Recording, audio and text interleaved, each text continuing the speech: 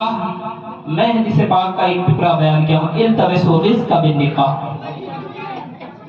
نکاح کے تعلق سے، اور یہ جشن عید میلاد النبی کا پروگرام بھی رکھا گیا ہے نکاح کے تعلق سے، اور ہونی بھی چاہیے، کیونکہ اگر جب نکاح کے تعلق سے پروگرام رکھا جاتا ہے تو ہمیں اس کے ذریعے سے جو کچھ مسائل سمجھ میں آ جاتی ہے، کچھ باتیں ہمیں جو ہے پتہ چل جاتی کہ نکاح کیا چیز ہے۔ اور اگر جب ختنہ کے تعلق سے ہو تو ہمیں ختنے کے مطابق جو ہے اس کے تعلق سے کچھ باتیں ہمیں سمجھ میں آ جاتی ہیں کہ ختنہ کیا چیز ہے۔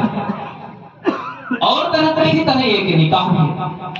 نکاح حضرت سیدنا آدم علیہ نبینا علیہ السلام سے شروع ہونے والی ایک عبادت ہے۔ حضرت آدم علیہ نبینا علیہ السلام سے شروع ہونے والی ایک عظیم عبادت ہے۔ انسانی نسل کے وجود میں اور باقی رہنے کا ایک ذریعہ ہے۔ عابدین صالحین علیہ رحمہ کے پیدائش کا ایک سبب ہے نکاح، پیدائش کا ایک سبب ہے نکاح۔ اور اگر شریعت کے مطابق نکاح کیا جائے تو شرم و حیا کے حصول کے ساتھ ساتھ رزق میں کشادگی کا سبب بنتی ہے، اور رزق میں کشادگی کا سبب بنتی ہے، اور نکاح میں بے پناہ برکتیں ہوتی ہیں، خوشحالیاں آتی ہے۔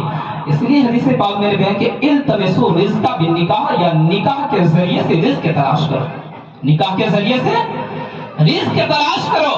اور آپ سوچتے ہوں گے کہ نکاح کے ذریعے سے ہم کیسے رزق تلاش کریں گے، کیسے رزق تلاش کریں گے؟ نہیں میرے عزیزوں اور دوستوں، حضرت ابو روح منادی علیہ رحمۃ الرضوان کیا فرماتے سنیے۔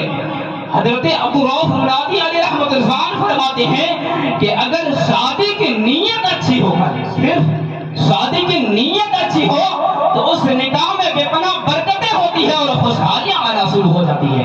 کیا آتی ہے؟ خوشحالیاں آنا شروع ہو جاتی ہے۔ حضرات محترم، لیکن آج بھی زمانہ جو دیکھا جائے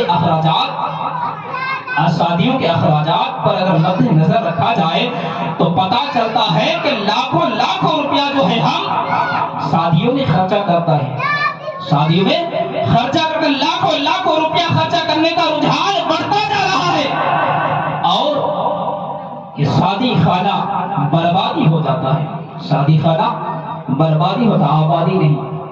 لاکھوں لاکھوں روپیہ ہم نکاح میں خرچ کر بیٹھتے ہیں، اور لوگ جو ہے شادی خانہ آبادی کے موقع پر لوگ سود لینا بھی، اللہ اکبر کبیرہ، سود لینا بھی شرم محسوس نہیں کرتے، قرضہ لینا بھی نکاح میں شرم محسوس نہیں کرتے ہیں، اور وہ قرضہ لے کر کے نکاح کروا دیتے ہیں۔ لیکن میرے عزیزوں اور بزرگوں، اس دولے بیچارہ کا کیا قصور؟ صرف اس نے شادی کیا کر لی، اللہ اکبر کبیرہ، لاکھوں لاکھوں روپیہ اس نے قرض کے بور پر اٹھا لیا، اور سال ہر سال جو ہے اس قرض کو اتارنے میں لگ جاتا ہے، اس قرض میں سال ہر سال اس روپیے کو اتارنے میں لگ جاتا ہے۔ لیکن میرے عزیزوں اور بزرگوں، دیکھا جائے اگر تو نکاح بالکل آسان ہے، نکاح بالکل آسان ہے۔ کل جہاں کے مالک حضور نبی پاک صلی اللہ علیہ وسلم کی پیاری شہزادی سیدہ فاطمہ رضی اللہ تعالی عنہ کے اگر نکاح کو دیکھا جائے، صحابہ کرام رضوان اللہ تعالی علیہ اجمعین کے اگر نکاح کو دیکھا جائے تو پتہ چلتا ہے، معلوم ہوتا ہے کہ نکاح کرنا بالکل ہی آسان ہے، بالکل ہی آسان ہے۔ لیکن آج ہم نے کیا کر دیا؟ نکاح کو مشکل کر دیا، اور زنا کو عام، نکاح کو مشکل۔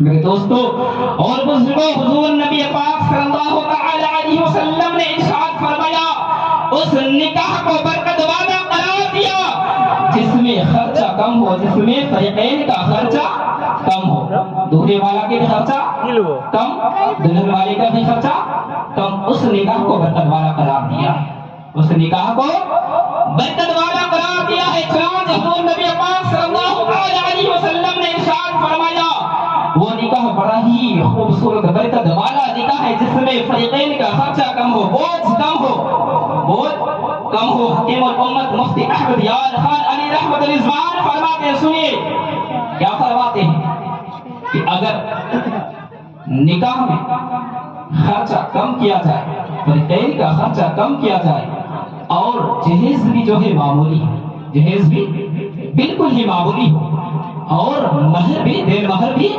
مختصر ہو اور اللہ تبارک و تعالیٰ کی توکل پر لڑکی دی جائے، اللہ تبارک و تعالیٰ کے توکل پر شادی کیا جائے، اس کو اپنے گھر میں لایا جائے تو اس نکاح میں بے پناہ برکتیں ہوتی ہیں۔